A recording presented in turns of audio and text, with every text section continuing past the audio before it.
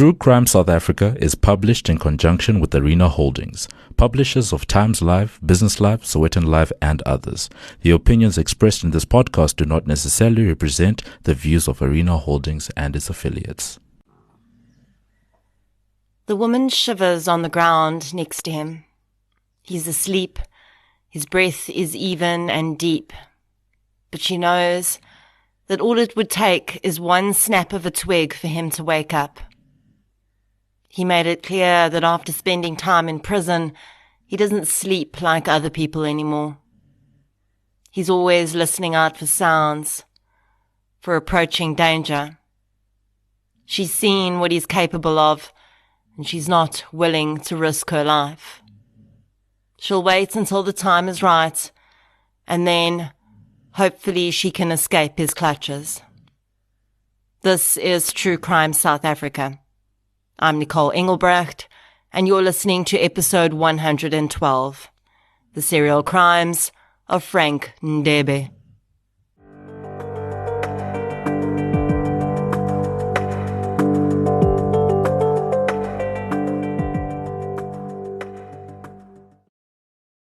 Hey, True Crime South Africa listeners.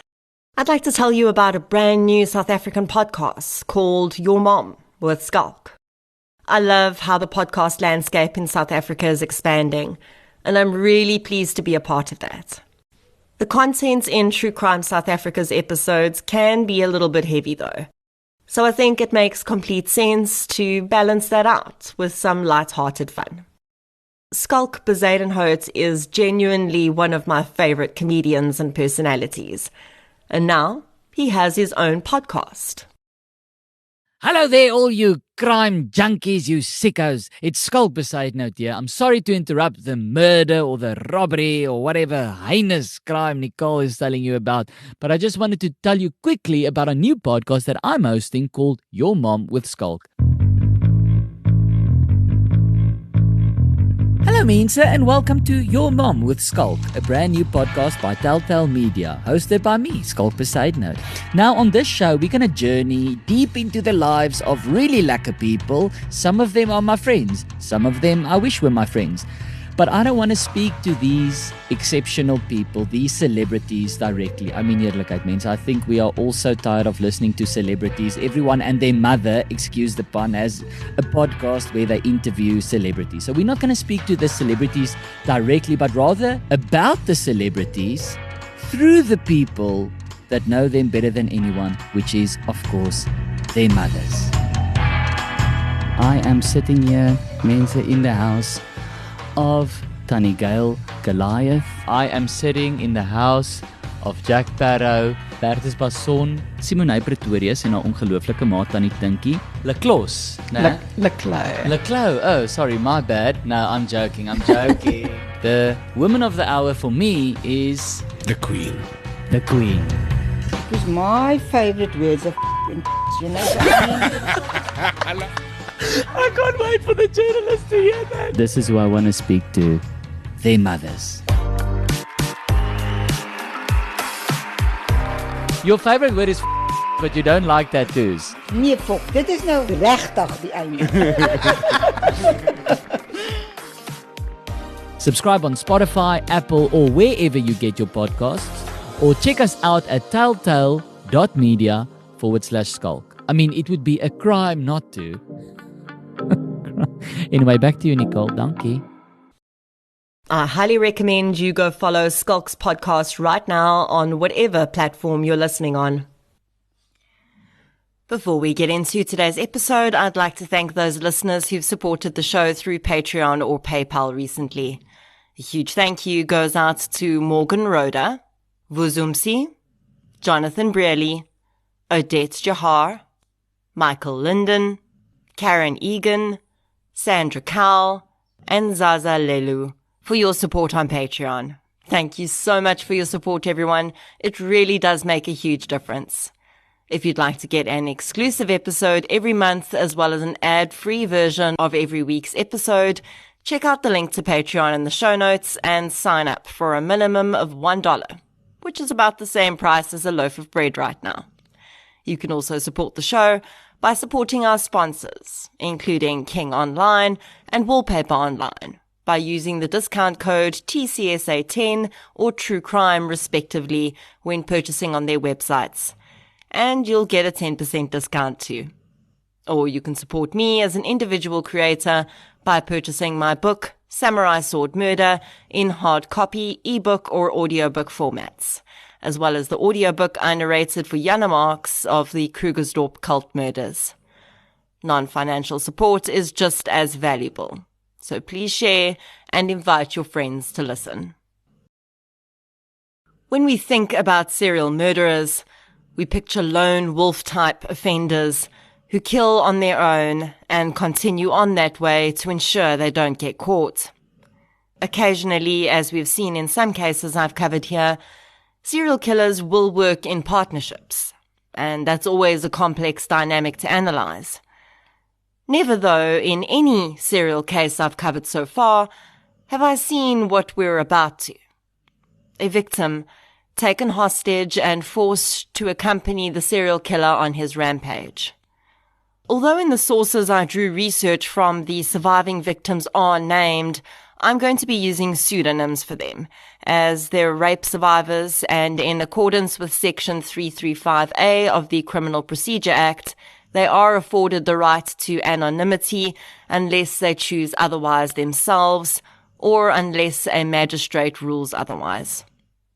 In researching this case, I used a chapter from the book Strangers on the Streets by Mickey Pistorius and a few media articles I could find. So let's get into Episode 112, The Serial Crimes of Frank Ndebe. The following episode may contain sensitive material including descriptions of violence, sexual assault, or graphic descriptions of injuries to victims. If you feel you may be triggered by such material, please consider this before accessing our content. To access trauma counseling or services, please see the helpline information on our show notes. Frank Ndebe was born on the 17th of August 1968 in Mpumalanga. As is the case with so many South African families, Frank's mother and father both had to travel to other provinces to find work, so Frank was left to be raised by his grandmother on a farm called Lowe's Creek between Malelane and Barberton. Unfortunately, he would later claim his grandmother had some odd ideas about raising children, especially boys. And if we're looking for strange childhoods in the backgrounds of serial murderers, we don't have to look very far in Frank's case. Frank would later claim that his grandmother had been obsessed with preventing him from masturbating, and as such, had developed an elaborate ritual to ensure he did not masturbate during the night. The older woman would tell her grandson that if he masturbated during the night, the taste of her tobacco would be affected when she smoked in the morning. So each morning when he woke, she would smell his penis to ensure he had not ejaculated, and then she knew she could smoke her tobacco. Her punishments for other things she felt he was doing wrong were equally strange. If the boy came home late from school, she would wait until 3 a.m. the next morning and then wake him up screaming and chase him into a nearby river with a knopkiri, a traditional African weapon which is a thick stick with a large heavy ball shaped on the end, used in battle to incapacitate attackers. She would make the boy wait in the river, regardless of how cold it was, until it was time for him to go to school, and only then would she let him out. Perhaps thanks to this strange and difficult childhood, Frank had always adored his mother and couldn't wait for her to visit. When she did, and he did something that angered her, he claimed that he would punish himself by cutting the skin over his heart with a knife until it bled. He also reported regularly having nightmares where he was lowered into a grave in a coffin. Despite the difficulties he experienced, Frank did have some normal childhood experiences too. Although he was forced to leave school in grade 9 and start working due to economic circumstances, Frank loved reading, and when he wasn't working as a gardener, he dreamed of becoming a film producer. He was enthralled with the lives of celebrities, and one day hoped he too would be a star. Of course, Frank's name would become known, but for all the wrong reasons. In 1990, when Frank was 22, he fell foul of the law for the first time in a pretty serious way. And, in my opinion, this was a huge missed opportunity to stop what would come later. During that time, a serial rapist had been active in Komatipoort in Mpumalanga. Numerous women had fallen victim to the serial offender when Frank Ndebe was arrested after 2 of the victims had recognized him from the area. Now, there are 2 really unfortunate things here in a pool of really unfortunate things. Firstly, Frank could only be linked to 2 of the rapes because we were not regularly using DNA in South Africa at that point. Secondly, we didn't have the Minimum Sentences Act in place, or any real understanding within the courts of the nature of serial offenders, especially sexual offenders, and how the possibility of rehabilitation for them is very low. So, not only did Frank get a very light sentence, he would serve just 8 years for both rapes, but when he was paroled, there was little to no concern that the prospect of him reoffending was extremely high. Although I regularly speak about the failings of our current justice and parole system, it is cases like this that make me realize how far we've actually come. Yes, we still have a long way to go, but at least we are no longer sentencing serial rapists to 8 years. And we now understand the nature of serial offenders and sentence them as such, even if our parole boards still need to have a far better understanding of that.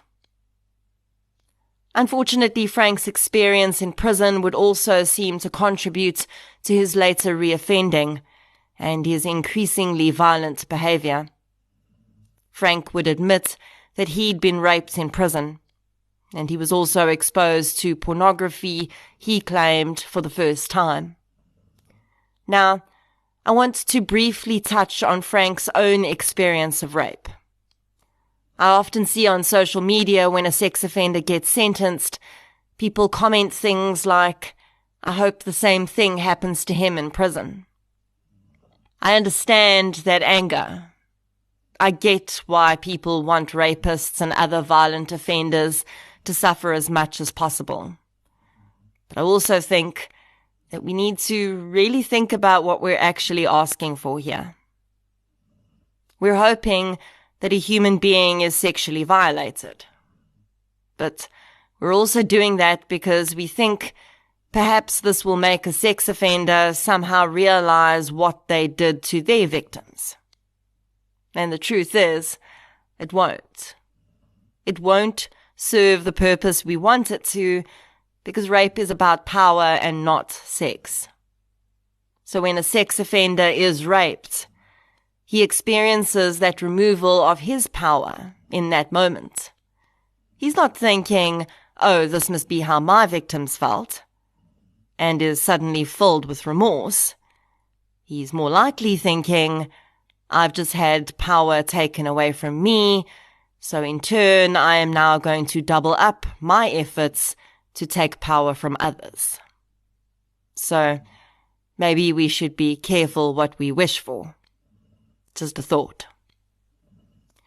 Frank Ndebe was paroled in December 1998. He returned to live in Barberton.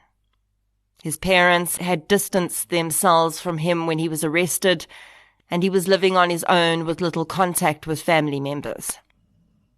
On the 16th of January 1999, just a month after he was released from prison, a warden from the prison he'd been jailed at noticed a woman, who I'll refer to as Maria, walking down the rural road he was jogging down.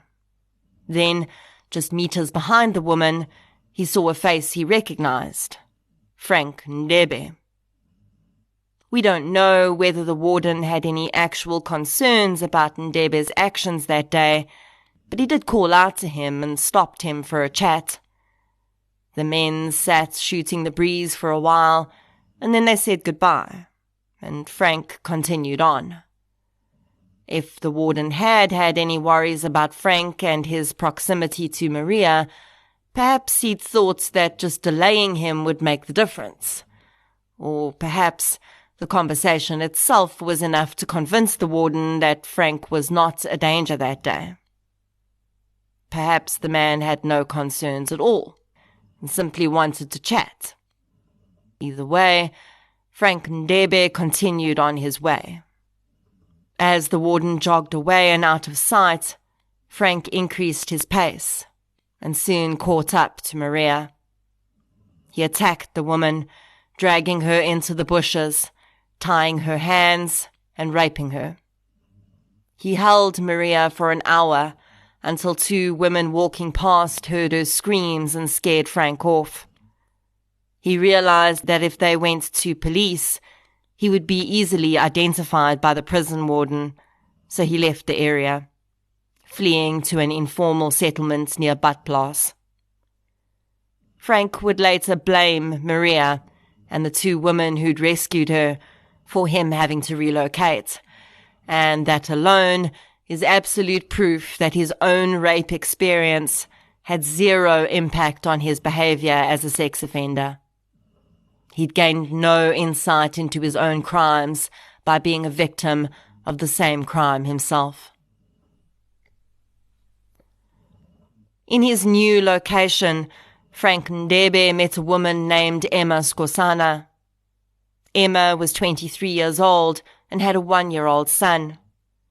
She and Frank became friendly, and 4 months after meeting him, Frank asked her if she'd like to go on a trip with him to Nelspruit. Emma agreed and informed Frank that she'd be taking a friend of hers along, who we'll refer to as Cindy. I've wondered about this move by Emma. She'd known Frank for 4 months. There seemed to have been enough time for her to decide whether or not she trusted him enough to go on a trip with him. But still, she didn't seem completely happy being on her own with him. Of course, we don't know what Frank had promised the women. For South African serial killers, one of the most common forms of lures is job offers. Sadly, in a country where our unemployment rate is at 36% at last measure, there are very many people desperate enough to go along with something when the possibility of employment is dangled before them. And that could be another reason that Emma had wanted Cindy to accompany them. On the 11th of April 1999, Frank, Emma, Cindy and Emma's 1-year-old son set out on foot for Nelspruit. After some time, quite understandably, the young child became irritated with the beating heat and began to cry. Frank became annoyed at the child crying, and while Emma was trying to comfort the boy, Frank suddenly grabbed Cindy, dragged her into the bushes, and raped her. Emma, horrified, but likely knowing it was pointless to try and run with her son, cowered on the side of the road when Frank returned from raping her friend. When Frank saw Emma's reaction, he became enraged. He began to assault Emma, tied her up, and would eventually strangle both Emma and her baby son to death. As Cindy stumbled out of the bushes after being attacked by Frank, she saw what he'd done to her friend and her child. Frozen in terror, she followed Frank's instructions to help him conceal the bodies in the bushes, and then Frank told her she was coming with him. This would be the beginning of a journey of horror for Cindy. Terrified from the attack and rape on her, having witnessed the murders of her friend and young son, Cindy now felt she had no choice but to follow Frank Ndebe wherever he told her to go. For the next few hours until darkness fell, Cindy walked silently beside Frank. They would sleep in the veld that night and continued on the next morning. Cindy would endure regular beatings and additional rapes from Ndebe throughout the night. Finally, he fell asleep, and she lay shivering with fear in the dirt beside him, too scared to move or attempt an escape. Although Frank had claimed that they were headed to Nelspruit, Cindy noticed that when they got to the road that would lead them there, he continued past it, and soon they arrived in Pienaar, at the home of Frank's sister. By this point, Cindy had been held captive by Frank for almost 3 full days. She was still completely terrified into silence and didn't say anything in Frank's sister's presence. They spent one night there, and on the morning of the 15th of April, Frank told Cindy they were returning to Badplaas. They were on the road for the next 2 days, sleeping in the veld, and on the 17th, they were able to hitch a ride into Carolina. There, on the side of the road, Frank saw a woman walking. This victim would sadly never be identified, but Cindy was made to watch as Frank dragged the woman into the bushes, bound her hands, and raped her. Frank then strangled the woman until she was dead and stole her clothing. Leaving the woman's body in the bushes, he and Cindy continued on along the road. They once again slept in the veld that night, and the next morning Frank instructed Cindy to change into the clothing he'd stolen from the previous day's murder victim. Cindy hadn't wanted to, but she saw Frank's anger starting to bubble up again and relented.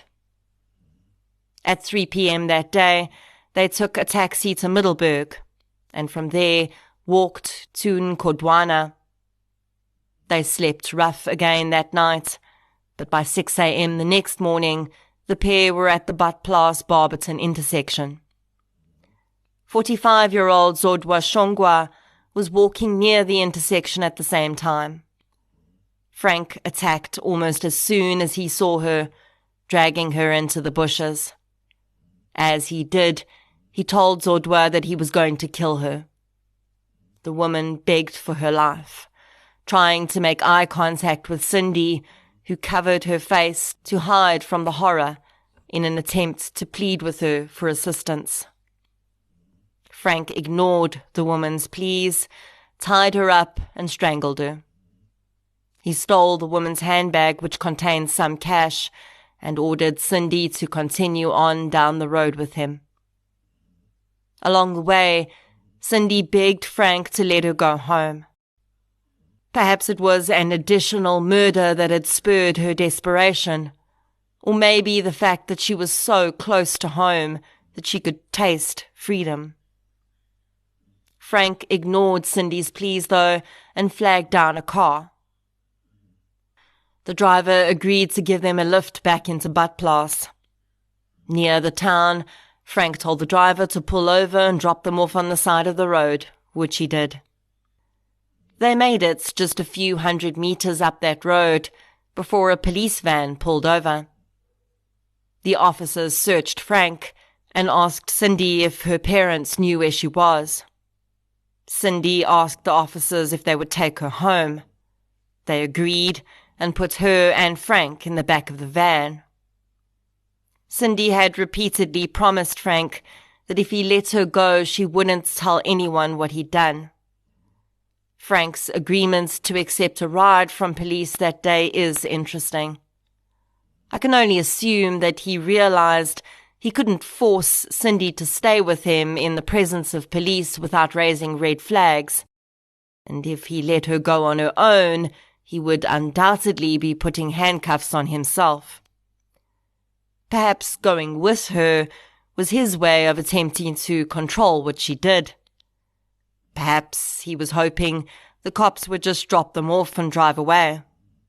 But when they pulled up to Cindy's home, a place she likely thought she'd never see again, the dam broke for her.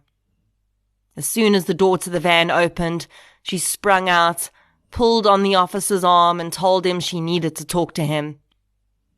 What followed was a story that both officers struggled to believe at first. A tale of rape, murder, assault, abduction, and theft that had spanned a single week. She told the officers that the clothes she was dressed in belonged to a woman Frank had murdered in Carolina. As Cindy's parents came out of the house and embraced their daughter, listening to her tale of horror, they assured the officers that their daughter must be telling the truth. She was an honest girl, and they confirmed that Emma and her 1-year-old son had not returned to the community. Perhaps realizing that they would be foolish not to at least try and confirm the story, the officers placed Frank, who stood completely quiet, listening to Cindy tell her story to police, under arrest. He was placed in the back of the van, and because Cindy couldn't remember exactly where Emma and her son were, she directed police to the unidentified victim in Carolina to prove her story. As the two officers entered the bushes and smelled the unmistakable stench of death, they realized they had a very peculiar situation on their hands. Frank Ndebe was taken into custody that day. Cindy's full statement was taken, and her injuries were recorded, and a rape kit was administered. On the 20th of April, Captain Tinus Rousseau of Nelspruit Murder and Robbery was asked to head up the investigation. The man had received training from the Investigative Psychology Unit of the SAPS in the investigation of serial offence cases, and he was the perfect man for what seemed to be the latest in a spate of South African serial killings. After a brief interview with Frank Ndebe, the man agreed to show Rousseau where he'd left the bodies. The pointing out would be done with an officer not related to the case to ensure that there was no question that Ndebe had not been guided or coerced during the pointing out. He took officers to the bodies of Emma Skosana and her baby son, as well as the body of Zodwa Shongwa. Interestingly, and this is not uncommon with serial offenders, although Frank would readily admit to the rapes and murders of the adult women, he adamantly denied killing Emma's baby son, and also refused to admit having beaten the women. When it was later revealed that in his first stint in prison, Frank had become involved in a prison gang and gained quite a high rank before he was paroled, some believed that perhaps he didn't want his fellow gang members to know he'd murdered a child or beaten women. Although clearly holding them hostage, raping and murdering them was quite okay with both Frank's warped sense of honor and the gang's. In November 2000, though, when he was officially asked to plead to the rape of Maria, the rape, abduction and assault of Cindy, and 4 murders, he pled guilty to all charges. As you would have picked up in previous cases where serial offenders confess initially, this is one of the few cases where the offender actually followed through and didn't try to retract his confession or pointing outs or claim he was coerced. I could be wrong, but I almost get the feeling that Frank was ready to go back to prison, and he didn't quite see the point of drawing it out any longer. After a short recess, Justice de Klerk handed down a sentence that was far more fitting than the last Frank had received. Sadly, though, 3 women and a child had had to lose their lives, and 2 more women had their lives forever changed in order for his level of threat to society to be properly acknowledged. In total, Frank was handed down 7 life sentences, plus 46 additional years. His trial and sentencing lasted 45 minutes in total. He was sent back to Barberton Prison to begin serving his sentence, and likely resumed his position in the prison gang there too. As I mentioned in the beginning of this episode, One of the things that makes Frank Ndebe quite unique as a South African serial offender is the fact that he took a female hostage along when he committed his crimes. The only other known serial offender in the country to have done this is Elias Msomi, the so-called axe killer, who was convicted in 1955 of 15 murders. Msomi also abducted one of his victims and took her along for some of his murders. I do wonder why Frank did not kill Cindy, or if he'd intended to at some point and just didn't get around to it before police arrested him. Perhaps he'd intended to kill her on that very stretch of road they were stopped on by police. Or had Cindy done a good enough job of convincing him that she wouldn't tell anyone what he'd done, that he'd believed her and was going to let her go home? Either way, as much as so much of this episode has been focused on Frank and what he did, the hero in this tale is Cindy. I don't think any one of us could ever imagine what it must have been like to have endured what she did. The abject terror of not only being attacked and raped yourself, but watching your friend and her baby son be murdered, and then having no choice but to continue on with this murderer and rapist, and watch as he continued to attack and kill other women. Many may wonder why Cindy didn't just run. But considering how rural the area was that they were traveling in, she did the absolutely smartest thing she could have. If she'd attempted to run, Frank would have caught up to her, and he would have killed her. There is no doubt in my mind of that. And then, not only would she have lost her life, but he definitely would not have stopped. He would have continued on to do what he did, and if she had not had the bravery to speak to those police officers that day, he likely would have taken many more lives. Usually, we talk about the detectives that solved serial killer cases as being the heroes of the story. But in this case, if it wasn't for Cindy, who was just 22 years old, I have no doubt that Frank Ndebe would have gone on to rape and kill many more women.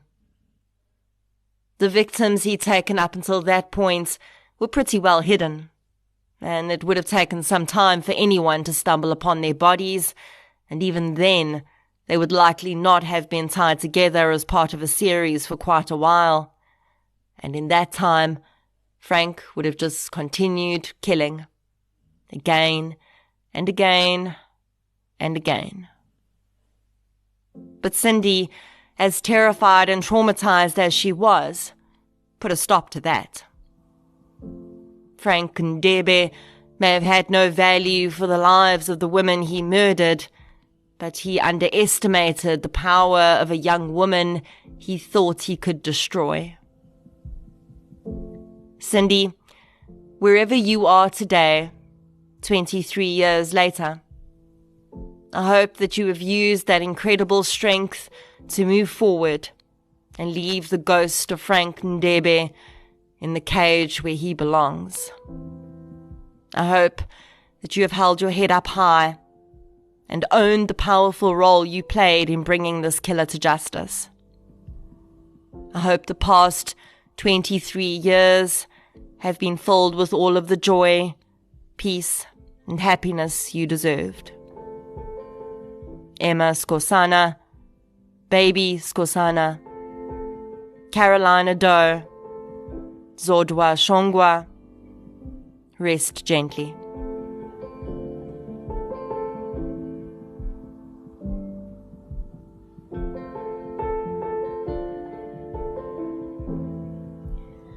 Thank you for listening to episode 112, The Serial Crimes of Frank Ndebe. If you'd like to hear more victim-focused true crime content, please subscribe to True Crime South Africa on Spotify or the platform you're using to listen right now. If you're looking for something still related to real-life stories, but often with a more positive slant, you can check out my new podcast series, I Lived Through This. You can follow both podcasts on social media. We're on Facebook, Twitter, and Instagram. I'll be back next week with another episode. Until then, thank you for your support, and I'll chat to you soon.